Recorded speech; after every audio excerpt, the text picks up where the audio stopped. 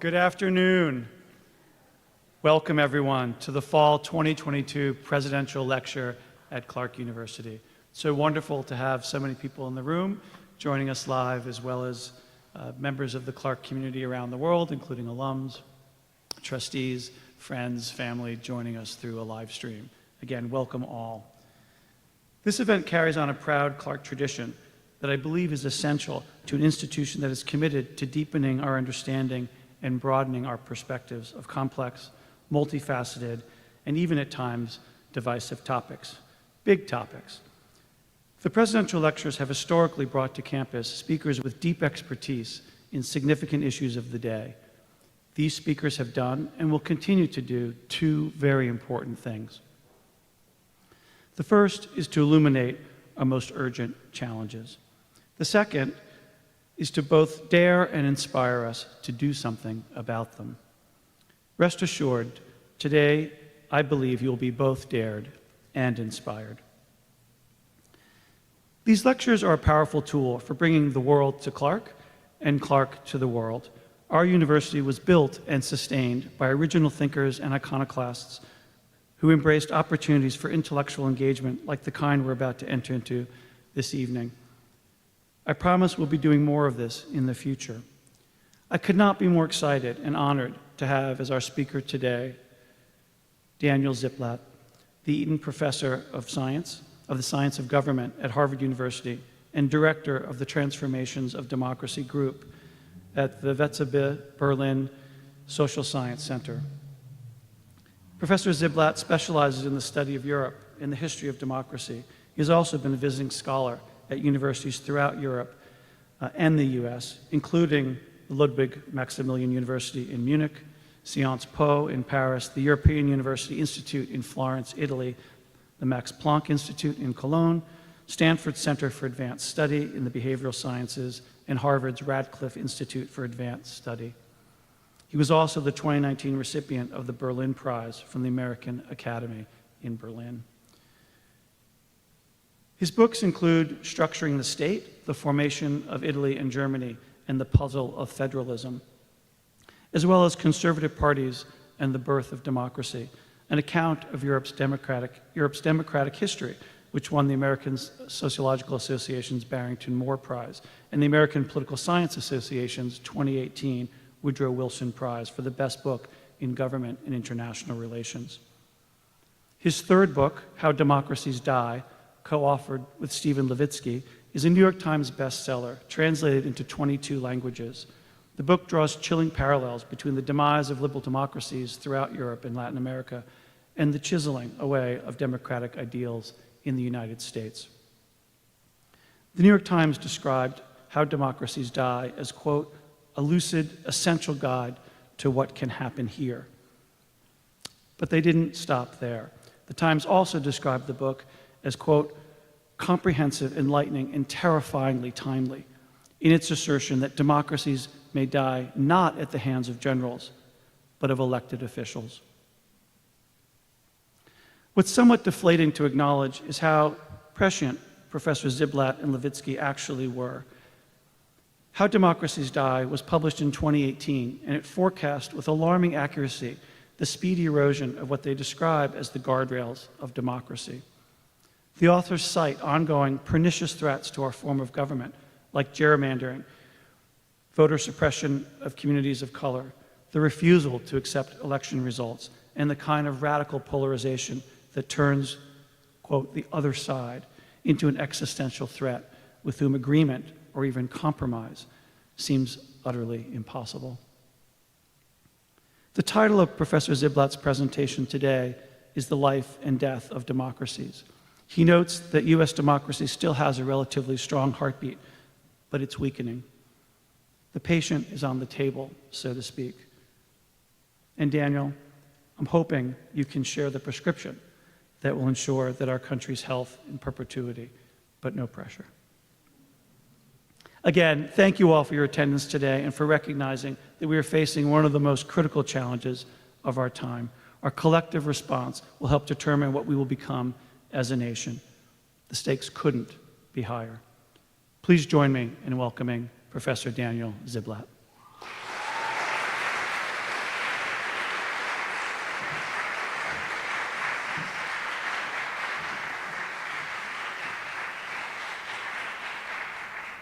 Hello, everybody. It's really wonderful to be here with you. Just a real word of gratitude for being invited to this in-person lecture. It's a great honor.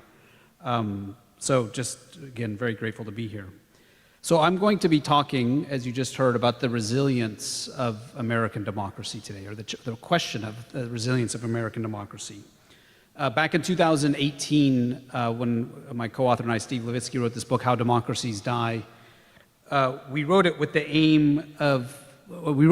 motivation that we saw lots of warning signs back in 2017 when we were writing the book.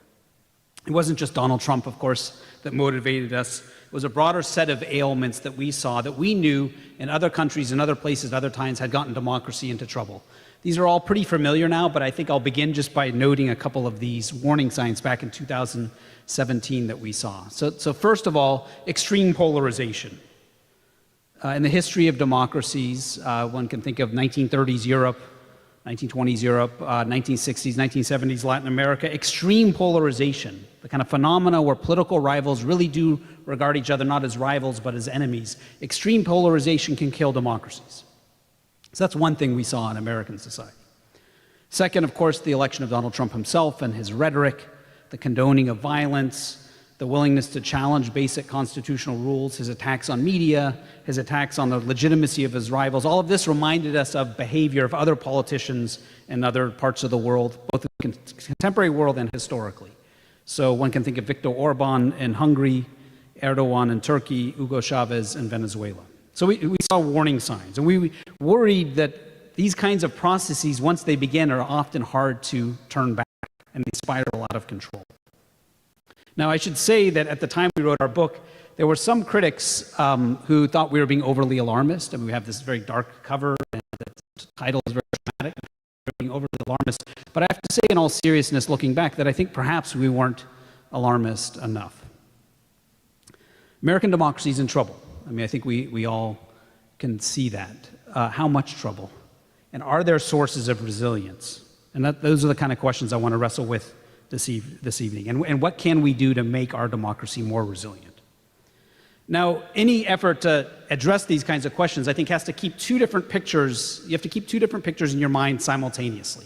Sometimes hard to do that. Contradictory pictures in your mind simultaneously.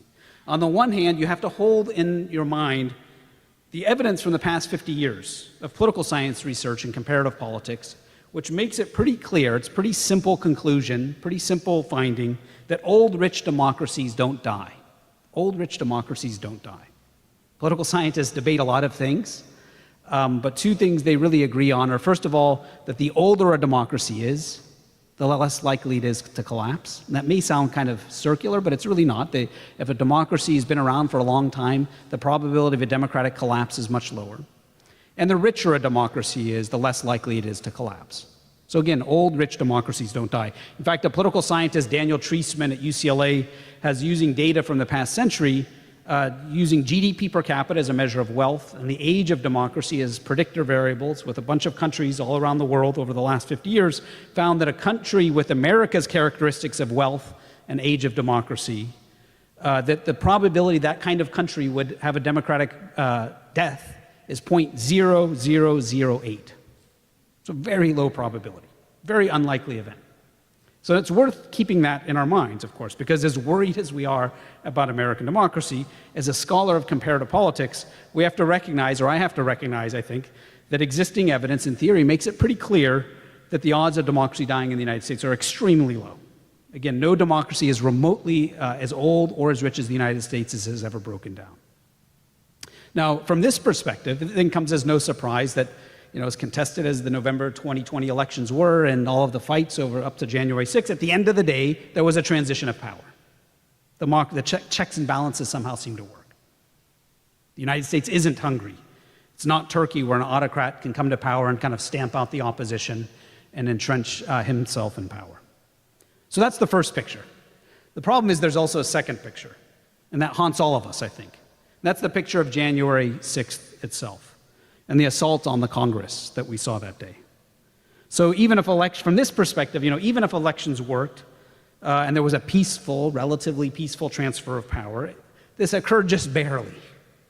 So if you think back to those bloody scenes of January 6th and the assault on Congress and the effort to disrupt the counting of the ballots, and above all, the most worrying thing that this was orchestrated from the highest levels of the presidency. And additionally, this wasn't just from the feverish mind of one person, these plans. This was supported by a majority of Republican congressmen in the House of Representatives who voted not to certify the election. All of this is, of course, very worrying. And so what it suggests in this second picture is the rot runs much deeper. And from this perspective, American democracy looks to be on the precipice. So the question is, how do we reconcile these two pictures? I think it's a mistake to dismiss the scenes from January 6th as an aberration. This is just a single day. And I think it's also a mistake to regard Donald Trump as an aberration, as just a single figure. He wasn't. He almost killed our democracy. So we have to ask why. I'm reminded here of an old colleague of mine who's no longer alive, Stanley Hoffman, who liked to quote Montesquieu. And the line he used to quote from Montesquieu is, "When an entity seems to collapse from a single blow, there are deep reasons why that single blow was sufficient." So our job as both citizens and scholars of democracy is to spend our time trying to think about, well, why is it that the single blow of Donald Trump, or the single presidency of Donald Trump, was nearly sufficient to kill American democracy? In other words, how were the scenes of January 6th possible in a rich old democracy like the United States at all? So I think one answer is that democracies, even old rich democracies, are not self-executing.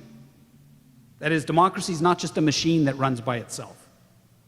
Age and wealth, as I said, may predict democracy, but they don't automatically buy you democracy. Rather, the reason age, wealth, and democracy are all correlated, why these things all go together, is because age and wealth are presumed to bring with them a set of unwritten rules, norms, things that are the things that actually get you democracy. Now again, we have to remember, constitutions aren't self-enacting. They don't just work automatically. You can't just adopt a democratic constitution one day and overnight get a stable democracy. If simply adopting a constitution was enough, then a country that we mentioned in our book, Argentina, whose constitution was adopted in the 19th century, very similar, near exact replica of America's constitution. Argentina would have been a stable democracy over the course of the 20th century. Of course, it wasn't. It instead suffered 6 military coups with the same constitution, essentially, as the American Constitution. So the point here is the words on the page aren't enough. Constitutions work best when they are reinforced by robust democratic norms or unwritten rules. So the two norms that we talk about in our book, I continue to think are very important. The first one is the norm of mutual toleration.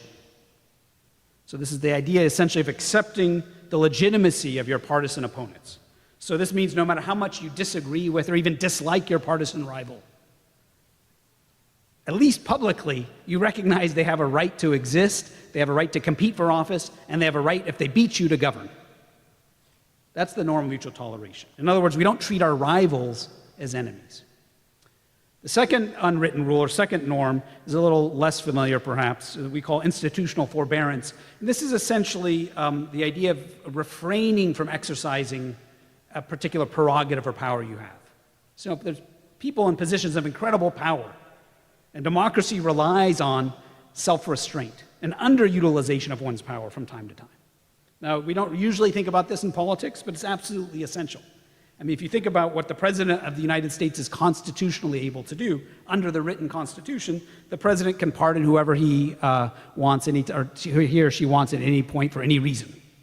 A President with a constitutional majority, congressional majority, constitutionally can pack the Supreme Court. If you don't like how the Supreme Court's ruling, nothing prohibiting in the Constitution from expanding the court and filling it up with your allies. All perfectly legal. If a president's agenda is stalled in Congress, you can just simply a president, he or she can circumvent the Congress with executive orders. The Constitution doesn't prohibit such actions. Similarly, on the other side of the checks and balances, the Senate can use its right of advise and consent in the Constitution to block all of a president's, not only its court appointees, but its cabinet picks. Congress can refuse to fund government, essentially shutting down government. And of course, a Congress can impeach a president on any grounds it chooses. So the point here is that politicians can use the letter of the law to undermine the spirit of the law. This is a phenomena that a legal scholar, Mark Tushnet, calls constitutional hardball. Now, if you look at any failing or failed democracy around the world today, you'll see, or in the past, you'll see an abundance of constitutional hardball. Argentina under Perón, Spain and Germany in the 1920s, 1930s, Venezuela under Chavez, contemporary Hungary, Poland, and Turkey. Constitutional hardball is how a perfectly designed or brilliantly designed constitution gets into trouble. It's how legislative and judicial checks and balances, watchdogs, get turned into lapdogs of a ruler or attack dogs for a ruler. So let me go back to the example of Argentina that I mentioned before. So Argentina's constitution, as I mentioned, was written in 1853. It was explicitly modeled on the American Constitution. 2/3 of its text was taken from the American Constitution. But this wasn't enough to check Juan Perón. So one of the first moves that Juan Perón made when he became president in 1946 was to have Congress impeach 3 of the 5 Supreme Court justices on grounds of malfeasance, a move that was technically constitutional.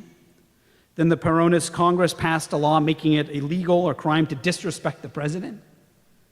When the opposition leader was arrested under this law because he had criticized the president, he challenged the law. It went to the Supreme Court. But because, of course, the Supreme Court was now packed, it ruled against him.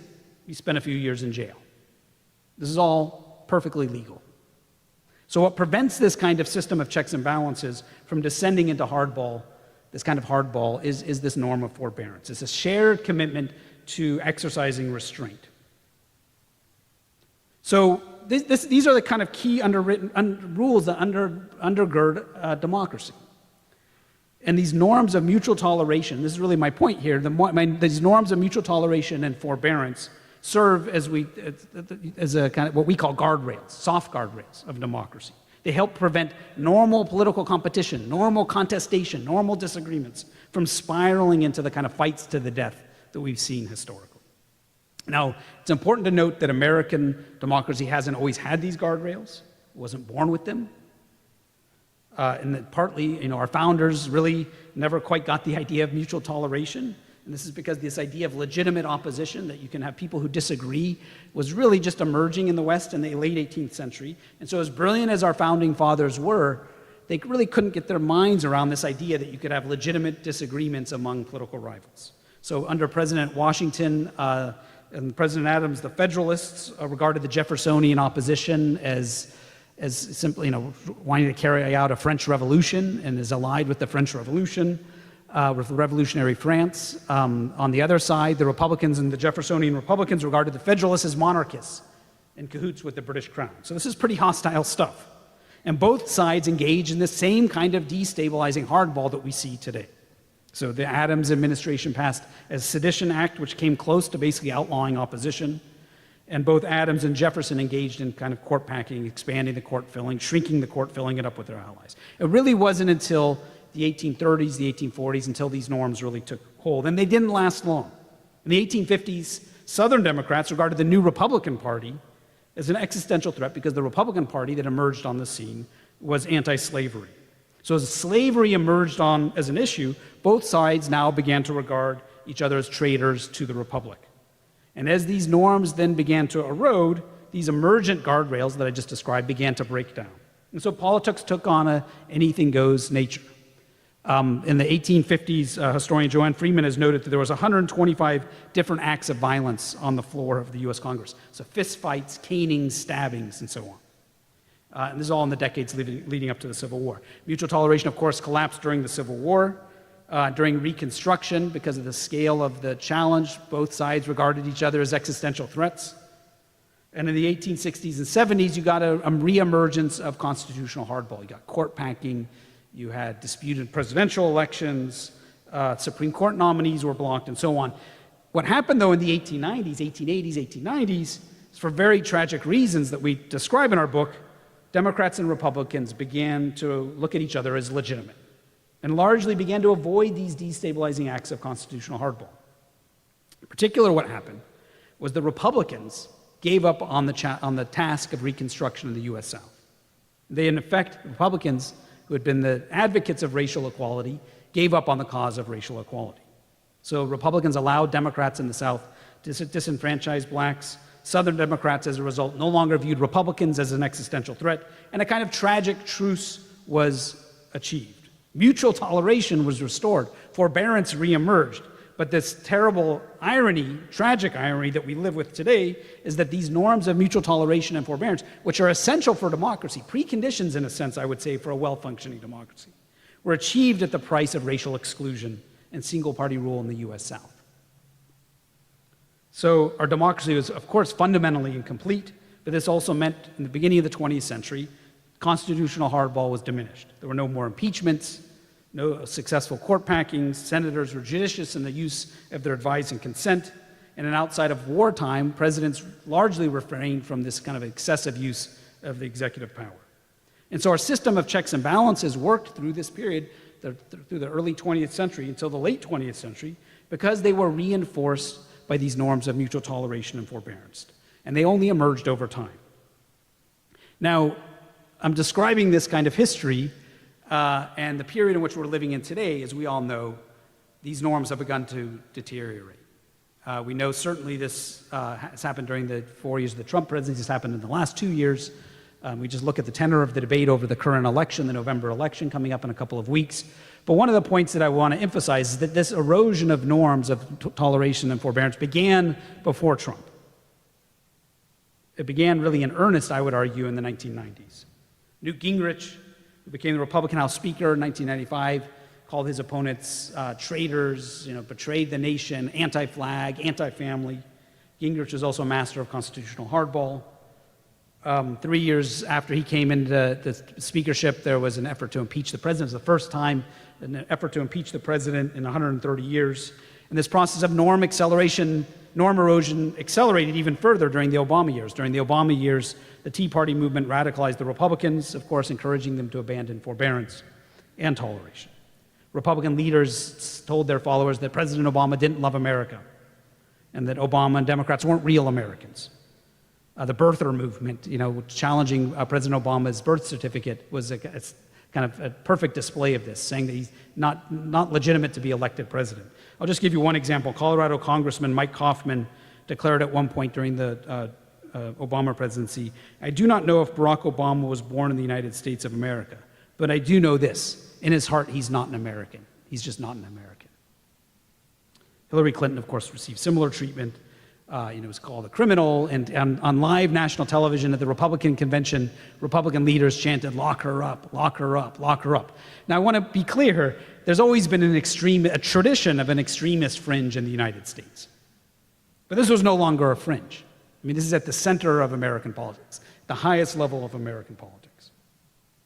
And this is, I think, again, a precursor of what we've been witnessing over the last several years. Now, this is all alarming, I think, to these, I take these words seriously because what we've learned looking at other places is that in the absence of mutual toleration, if you regard your rival as an enemy and you're a politician, you become tempted to abandon forbearance and to engage in an escalating spiral of constitutional hardball. When you regard your rival as an enemy, when you regard your rival as an existential threat, then we grow increasingly tempted to use any means necessary to stop them.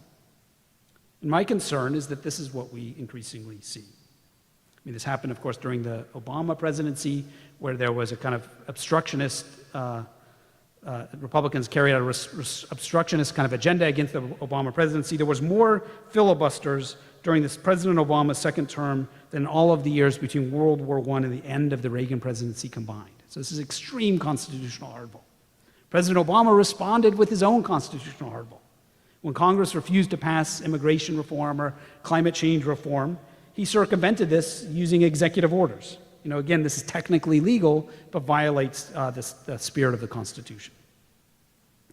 And one of the cases that I think continues to echo my own mind, and we continue to see the consequences of this, was the Senate's refusal to allow President Obama to even hold hearings for President Obama's nominee, Merrick Garland, for the Supreme Court vacancy, which has, of course, had downstream effects today, but also was a kind of remarkable event because it was perfectly legal. And everybody watched it happen and said, this is a stolen Supreme Court seat, but there seemed to be nothing that anybody could do. Again, this is all before President Trump became president. So the problem is not just that we elected a demagogue in 2016 that has sent us on the spiral. The problem is that we elected a demagogue when these guardrails protecting our democracy were already eroding. Okay, so why is this happening? What can we do about it? I mean, these are the two questions, and those two questions I think are very much related. So I want to talk about each in turn. I mean, I think we can't come up with the solutions or ideas of moving forward unless we know what's driving this. Now, there's certainly a lot of problems that we can point to, and I'm sure everybody in this room can think of one, right? There's lots of factors, but the kind of factor that I think really sits at the center of what's happening, an enduring vulnerability of American democracy, driving this norm erosion that threatens American democracy's resilience, is what is sometimes called polarization, but I think increasingly it's clear, or at this point it's pretty clear to me, that it's an asymmetric polarization. And in particular, the Republican Party has been increasingly radicalized. Now, I want to be clear here, when I place the burden in a two-party system on one party of the burden of my explanation, I sound like a partisan. And this is a kind of dilemma of being a social scientist in a highly polarized society. Because I want to be clear that the opposite is very much the case. So in a book that I wrote in 2017 on European democratization, I made the case that conservative political parties played a historically underappreciated role in the emergence of democracy in Europe in the 19th and early 20th centuries. They were conservative parties were a hinge of history. If they could come to terms with democracy, organizationally, ideologically, then democracy would be stable. Conservatives contributed to democracy, I would argue, in Britain, Belgium, Sweden, just to name a few countries. But here's the catch. In a bunch of other countries in European history, where they didn't come to terms with democracy, conservative parties didn't come to terms with democracy, Germany, Spain, France, they became increasingly radicalized. And radicalized conservatives are a ticking time bomb for democracy. Now, this history, I think, is worrying because, again, I think the Republican Party is radicalizing. So when we wrote our book in when it came out in 2018, we didn't argue that the Republican Party was an anti-democratic party, but increasingly, there's lots of hallmarks that suggest that it has key points of leadership, or it's behaving as an anti-democratic party. Now, this is a serious charge, so I want to be clear about how I can be saying this. It's bread and butter political science, honestly. Anybody here is a student in a political science class, this will be kind of familiar to you. So to be committed to democracy, you have to do, at a minimum, three things. First of all, you need to unambiguously accept election losses. Democracy can't survive if losers don't accept defeat. Second of all, parties must unambiguously reject the use of violence to try to gain power, to hold on to power. And then third, parties, democratic parties, small d democratic parties, must break unambiguously and completely with violent and anti-democratic extremists, especially on their own side. When you look at democratic breakdown in the 1930s, in South America in the 70s, one lesson I think is really crystal clear, which is that when mainstream parties tolerate or condone or sort of talk out of both sides of their mouths in the face of violent extremists on their own side, this is when democracy gets into trouble. And so I think, from my view, what we really saw beginning in November 2020 through January 2021 and since is a violation of all three of these principles. So clearly, President Trump didn't accept the results of the election. Not just him, lots of Republicans didn't as well. 6 weeks after the election, only 25 Republican members of Congress had publicly recognized Biden's victory. And 2/3 of House Republicans voted against the certification of the presidential election. So that's one key marker. Republicans also refused to break with, clearly I would say, with the January 6th insurrectionists. I mean, there's talk about them being heroes or trying to diminish the kind of threat that this represented. So between November 2020 and January 2021, the bulk of the Republican Party refused to accept defeat, refused to unambiguously reject violence, and refused to break forces with forces that really had attempted what I think is pretty clear now was a coup attempt. These are clear signs of a political party that has trouble with democracy.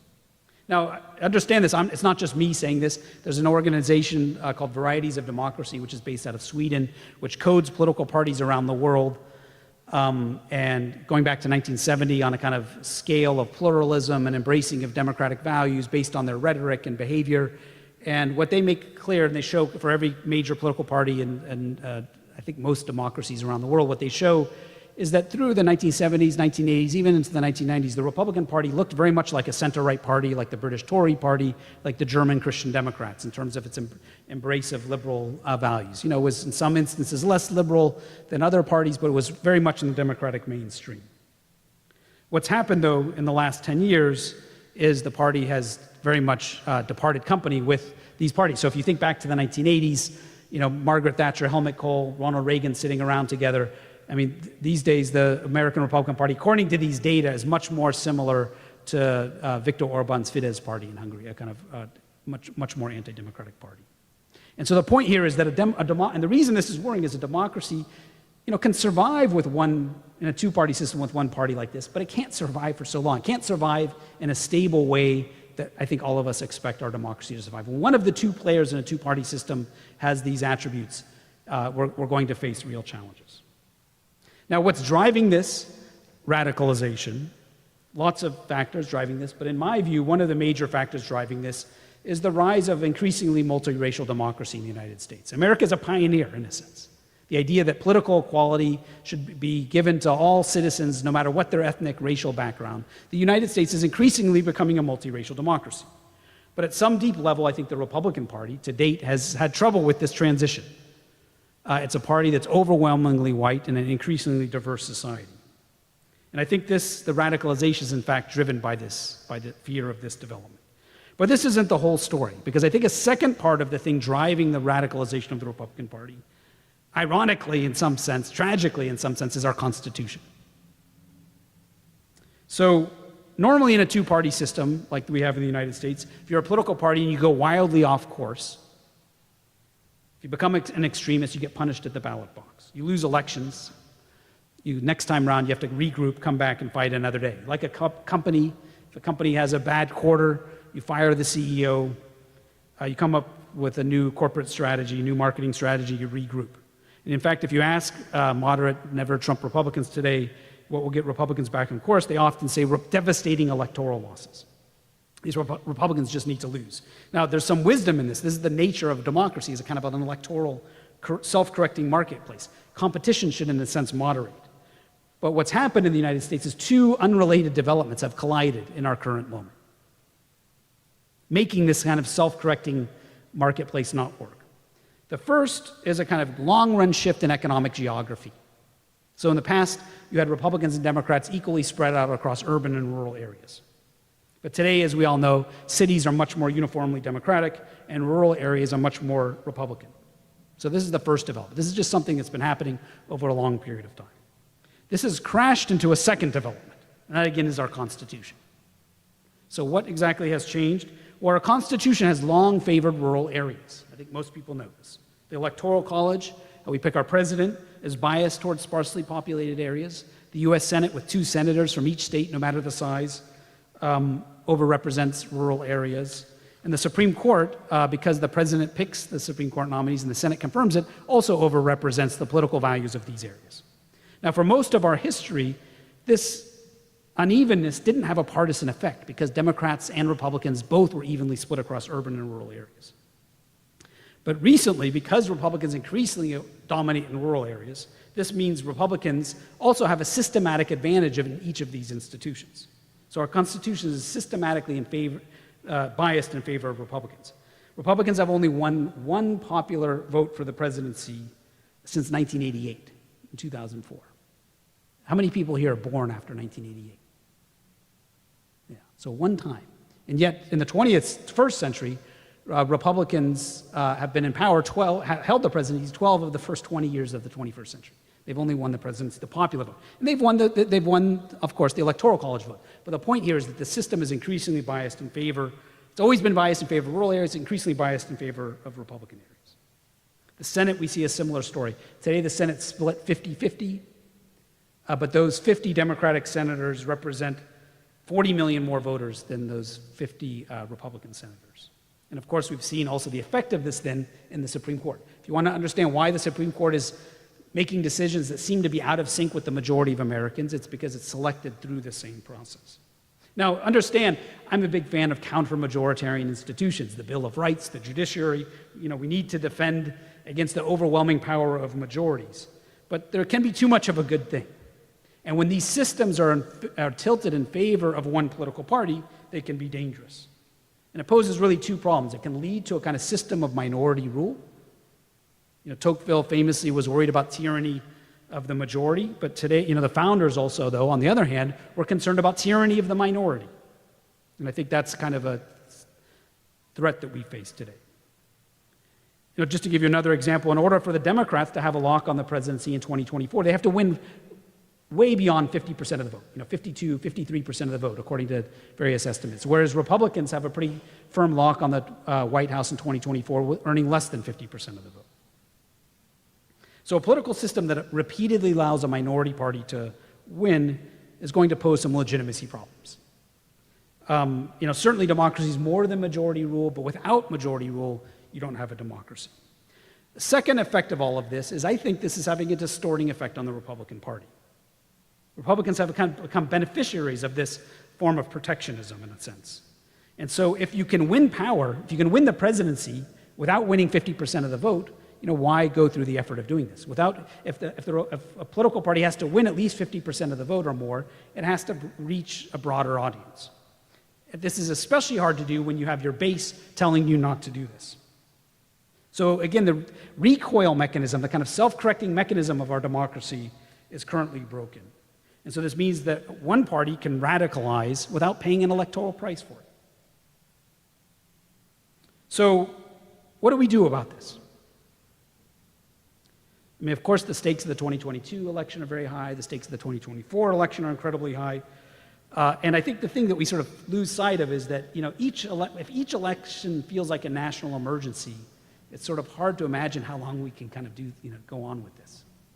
So I think it's important, so we can, pro-democratic forces can emerge and win one election, win the next election, but I think we need to think longer term.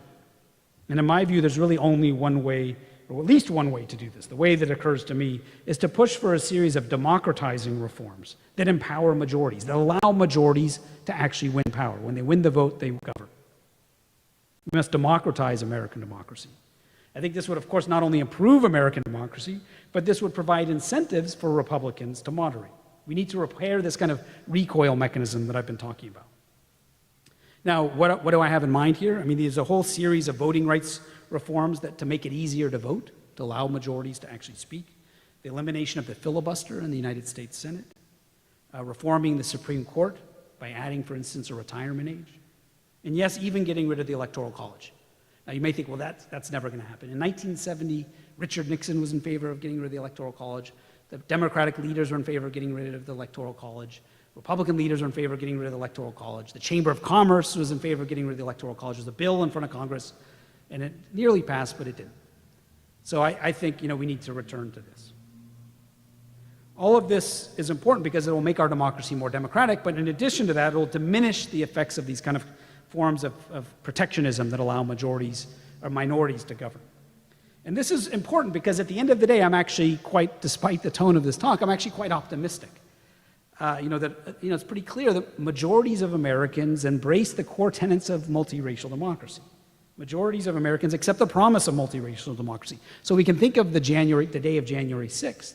We should continue to think about that and investigate that and so on. But we also have to remember what happened 24 hours before that. In the state of Georgia on January 5th, 2021, in a state with a long history of Jim Crow segregation and restriction of voting rights, an African American and a young Jewish American won 2 seats to the Senate, showing the promise, I would say, of multiracial democracy. So we can't forget, I would say, that majorities of Americans accept the promise of multiracial democracy. The issue is we need to reform our institutions to allow those majorities to speak. Thank you.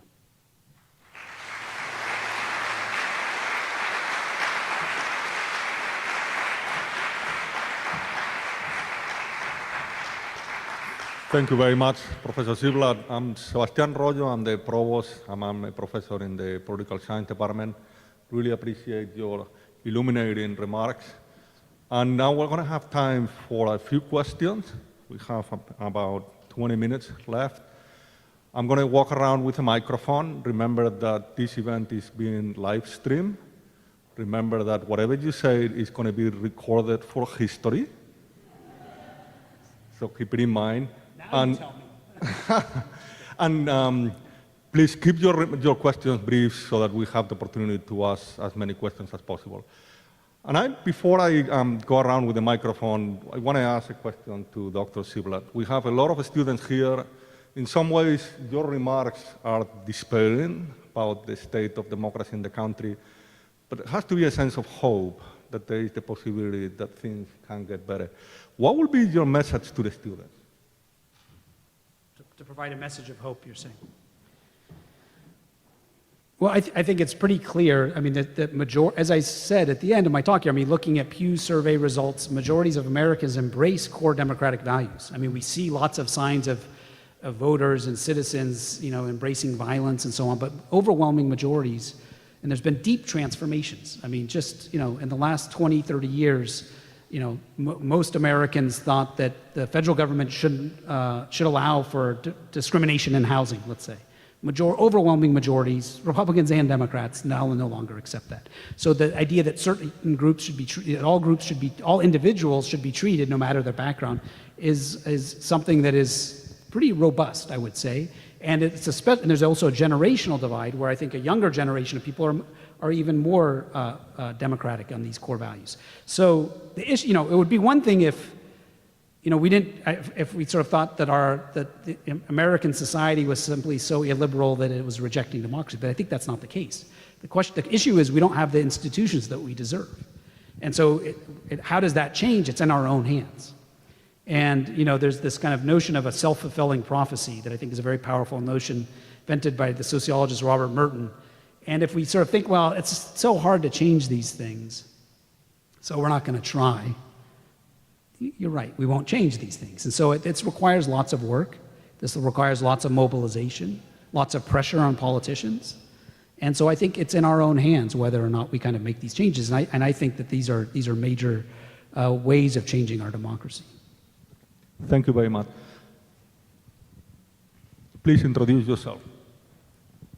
Hi. So at the beginning of your talk, you talked about how constitutional hardball is a bad thing and that when we do that, we're heading towards the end of democracy. And then at the end, you talked about multiracial democracy and democratizing our institutions. And I've read a decent amount, and I think about things like the Voting Rights Act and the fact that Amendments 13, 14, 15, and 19, the end of them say this amendment will be enforceable by all appropriate legislation of Congress. And I ask, well, then how is constitutional hardball not the solution? How is the solution not saying these amendments give Congress the power to do anything it deems appropriate, and if and when the Supreme Court strikes it down, shrug their shoulders and say, all right, now stop us. And I guess my question is, why not constitutional hardball at this point? Yeah, good question. I think it's important to distinguish between, I've struggled a lot with this. This is really, it's a challenge. And I think, one way of thinking about this, any time you carry out an institutional reform or any time you carry out a major reform in society, of course you're challenging existing norms. Challenging existing norms is not the problem. Before female suffrage, there was a norm of gender hierarchy, and to pass female enfranchisement, you needed to challenge this norm. So one might say, well, that's just constitutional hardball. The reason I would say that's not just constitutional hardball is because what one is doing is one's challenging a norm of hierarchy that's inherently anti-democratic. And so the question is, are you trying to implement laws that reinforce basic democratic norms and principles? And so the 13th, the 14th, the 15th Amendment, I think, in fact, pushing to the max on those is justified because one is, in fact, trying to enforce basic democratic principles of equality, racial equality, voting rights. The problem with constitutional hardball is when it's used to either reinforce anti-democratic values, and now we could debate what is an anti-democratic value, but let's have that debate. I would like to hear somebody say that giving women the right to vote was not democratic. There were people who argued against it, though. So one can either, so constitutional hardball is when one is pushing to the max, undermining what I was calling the spirit of the law, which are these norms, in a way that undermines those spirits because it's allowed. Or one is doing this in simply a kind of straightforward power grab. Now again, that's a little bit in the eye of the beholder, but I think if one has a democratic rationale behind one's moves, then I think it's justified. You know, and I have to say this is a position I've increasingly come to, and so maybe I'm a victim of my own kind of diagnosis of American democracy where there's a spiral. You know, in our book, we're kind of skeptical about eliminating the filibuster, but I've become increasingly convinced that we need to get rid of the filibuster because it's, again, a similar notion that majorities should rule. There have to be certain constraints, but kind of, there have to be certain constraints on majorities, but I think there's no democratic theory that suggests in a legislative body a majority shouldn't be able to pass laws that aren't violating people's basic civil liberties.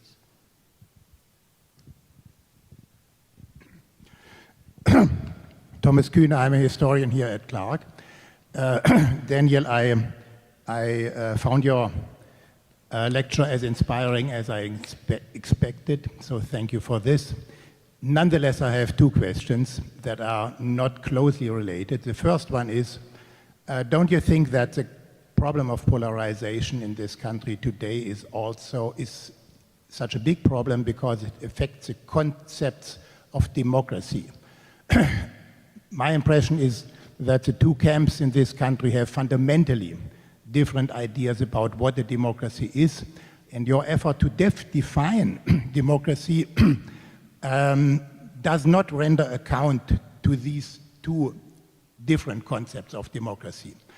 I come to this question when you talked about the reconstruction or rebuilding of the concept of mutual tolerance after the Civil War.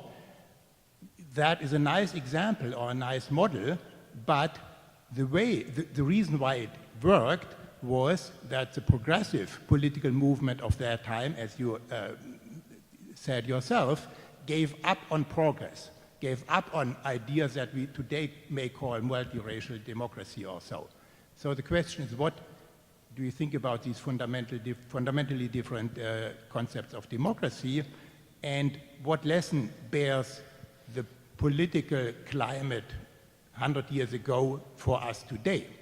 Is a lesson that the Democrats should give up on the concept of multiracial democracy? That would be the direct lesson from 100 years ago. My second question is, if I may, you gave a very dire picture, not surprisingly. So is there not also a little hope? And if so, how would the factor in that democracy in America doesn't play out only in DC, but also in 50 states, and I don't know how many city and town councils? Yeah, on the first point, I think it's really important to have this discussion about what counts as democracy. And I guess I will say that I'm pretty skeptical of, political scientists, political theorists, people who are expert in this topic have been thinking about these questions for a long time. And, you know, there's kind of increasingly, I think, a sign of kind of deconsolidation in some sense is an effort to redefine democracy. And what's so interesting is that if you're in Hungary, let's say, there's often an argument made, well, we have the Viktor Orban will say, I have a illiberal notion of democracy. That's his own phrase. And by that he means a majoritarian conception of democracy, that majorities should have their way. And what's sort of remarkable is that in the United States, Viktor Orban's allies have very much the opposite view. They increasingly are trying to justify minority rule with increasingly complicated contortions. And so Senator Mike Lee of Utah, who's up for re-election this year, and like 2 years ago, I think, had a tweet in which he said, we're not a democracy, we're a republic. Rank democracy like gets in the way of everything we value. And this notion that we're a republic, not a democracy, is coming from the founders, and the idea that the founders themselves were not advocates of mass democracy. And there's a kind of effort to construct this conception of what the United States is, that it's not a democracy, and that it's a republic, and by that they mean that minorities can sometimes win. And so what's sort of striking is that the kind of the partners on both sides of the Atlantic use different arguments, and I think what that reveals is that it's entirely opportunistic, that there's no genuine alternative conception of democracy. I mean, you can ask people, people can debate what is democracy. It's not like I'm saying my definition is the only thing, but there's a lot of opportunism, there's a lot of instrumentalization of these debates. And if somebody says, democracy means rule by the whites, that's not in my view, that's not a legitimate position. We can't just say, well, that's just somebody with a different view of democracy. So I think, so I guess to answer the question directly, I guess what I would say is that these conceptions of democracy flow from the position that these parties are in particular, I would say the Republican Party, because it's on the losing side of majorities. And so it's, in some sense, kind of situational. It's not a genuine position. It doesn't mean they don't become genuine, but I think I don't take them too seriously, I guess, at the end of the day. On the second point, yes, I mean, there's this, wonderful notion from Louis Brandeis that America's states are the laboratories of democracy. It's true, there are areas in the US where there's important innovations taking place. Let's say in particular, the introduction of different voting systems, ranked order voting. And I think this is the place, the female enfranchisement came to the United States. The constitutional amendment passed only after many states had already changed voting rights for women. Similarly, the direct election of the US Senate, which happened in the early 20th century, which is a major democratic reform, occurred only after many states had already themselves decided they were going to only send senators after an election in their states. The constitutional amendment is a kind of lagging indicator of developments in the states. So I think in many ways that real action will come at the level of the states. Voting rights reforms, ranked order voting, proportional systems, all of these kinds of reforms. The problem is that's where the battle, so that's the good news, but there's also a battle taking place. You only have to look at states like Wisconsin where very highly partisan gerrymandering is taking place. And that's, I think, in a sense, I think the Republican Party got a clearer picture of that earlier, that's where the battles take place. And I think that's where a lot more people who are committed to democracy should be focusing at the level of US states. So that's something very practical. Focus on elections in states. Everybody should know, who's running for Secretary of State and Governor in a lot of these key swing states, because that's where the real battles are being decided. Let's go to the back of the room.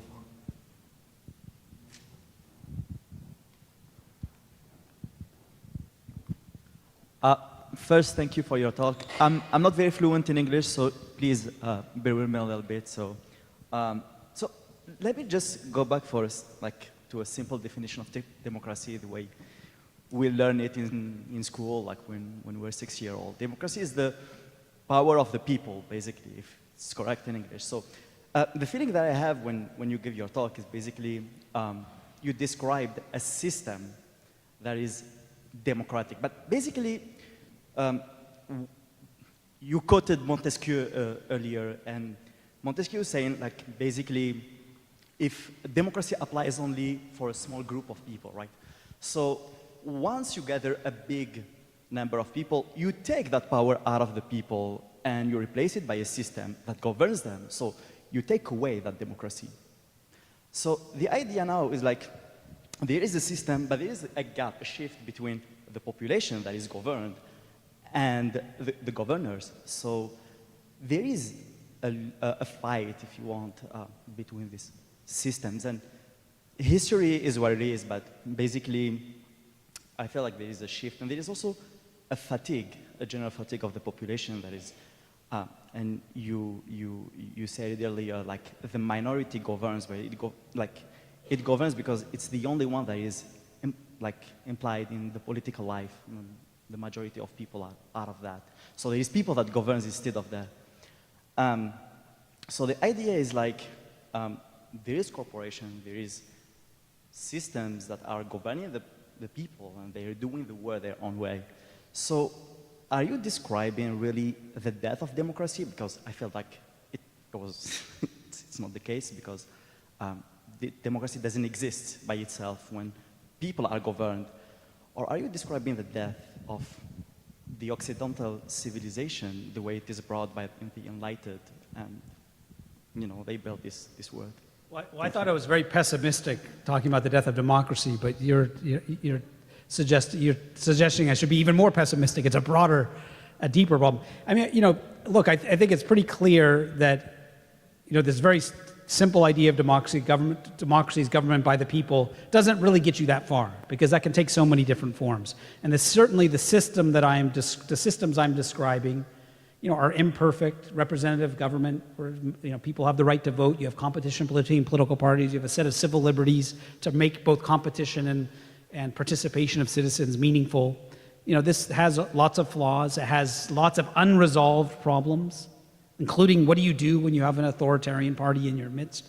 I mean, our democratic theories don't really tell us how to deal with that. So there's certain problems with it. There's high levels of economic inequality in democracies. So, you know, there's certainly room for improvement. But, you know, the question is, like, what are the alternatives on the table? That's, to me, the issue. And, you know, to me, you know, I think one of the patterns that we see is the emergence of these kinds of systems in which you continue to have elections, but basic civil liberties are violated, competition is hampered. You know, and again, I have in mind here, you know, Viktor Orban's Hungary, just as one example. That, to me, is a system that is less preferable normatively than a system in which more people can vote, where you have more competition, you have greater protection of civil liberties. And so, as flawed as that system is, this is real existing democracy, I think it's worth defending. It's worth trying to improve upon. And, you know, if we degenerate into this other form of system, other political system that I just described, I think this would be a net loss for us. So at the end of the day, that's why I would say what I'm arguing for is how to protect this kind of system and how to improve upon it. How to improve upon it. So first I wanted to say I very much enjoyed your talk, so thank you for coming here and sharing your work. And second off, my question was, so it's definitely reasonable to say that other countries' opinions of the US have fallen, especially ever since Donald Trump took and left office. Do you think that other countries' impressions of the US are overly positive, overly negative, or just about where we're at realistically?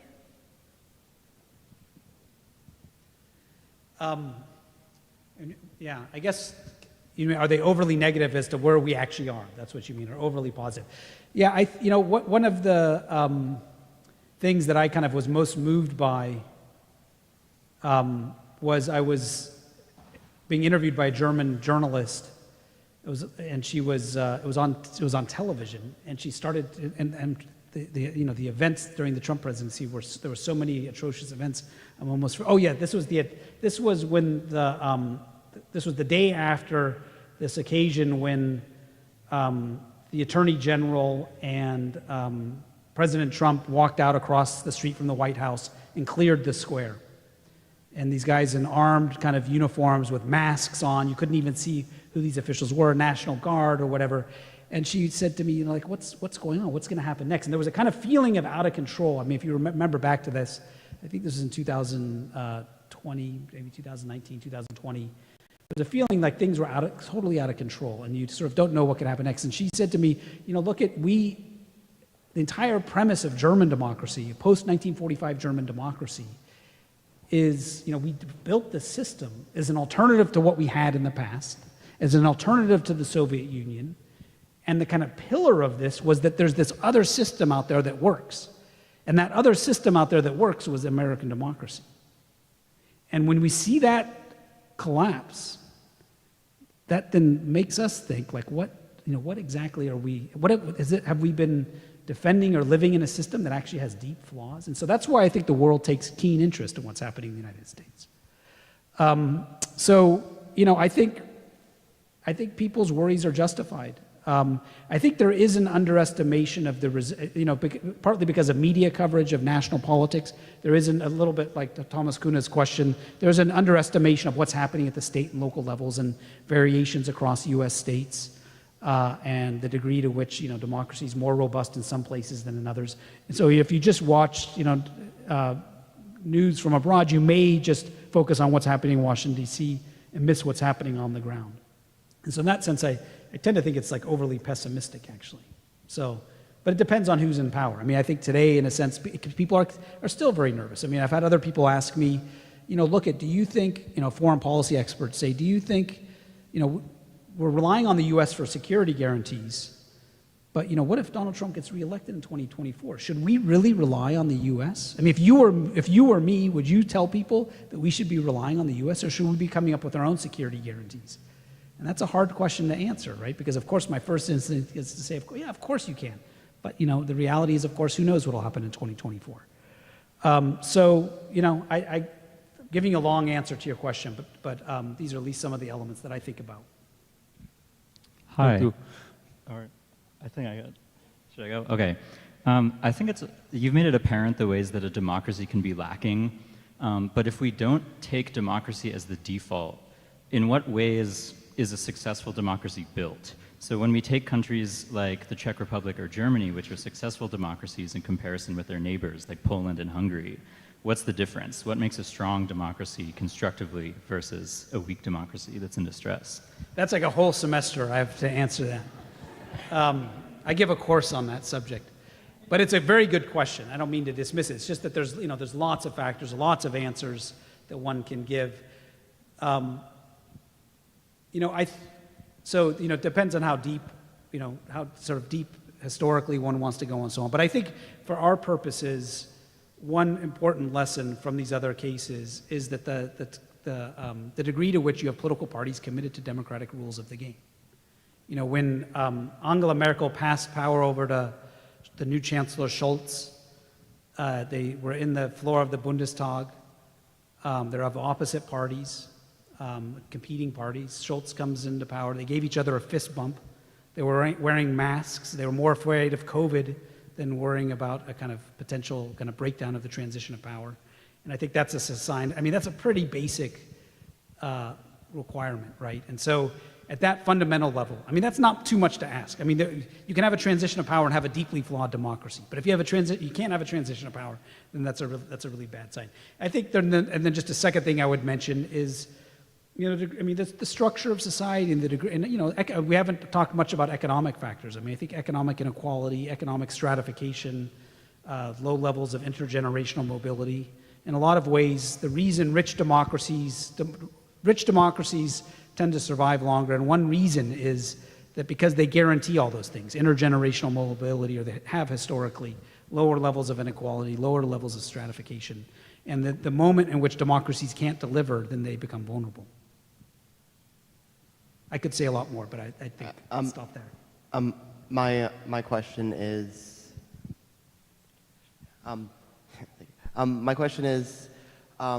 one of the things that, and I really enjoyed this lecture, but one of the things that, an additional thing I would say that is concerning about democracy is, I would say, just how expensive it really is to run a campaign, because the overwhelming majority of campaigns are won by the person who raises the most money, and also you have super PACs that are allowed to spend unlimited amounts.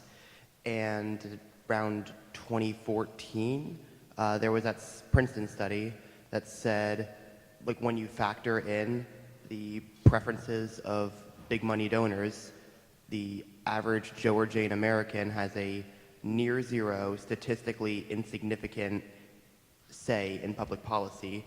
And also and this has really been going on, like a lot of people point to the 2010 Citizens United Supreme Court decision.